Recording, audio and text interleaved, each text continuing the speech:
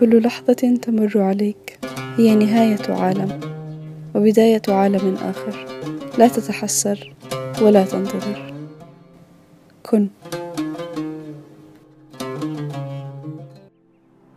إلينور روزفلت كان بتقول: ليس هناك من يستطيع أن يجعلك أن تشعر بالدونية من دون موافقتك. يعني إيه؟ يعني مفيش حد يقدر يحبطك من غير اختيارك. لو أنت محبط أعرف إن ده اختيار عنك، ما دام أنت عايش أعرف إن الباب مفتوح والفرص متاحة قدامك. الناس بتعيش بطريقتين: إنسان محبط لذاته وإنسان بيقدر ذاته. صفات الإنسان المقدر لذاته الصفات الآتية: إنسان عنده وضوح في الرؤية، عارف هو رايح فين. إنسان يتقبل نفسه ويتقبل الآخرين على ما هم عليه. حياته عفوية ولكن مدروسة. إنسان يتمتع بالخصوصية أحياناً عشان يطور من ذاته ومن مهاراته.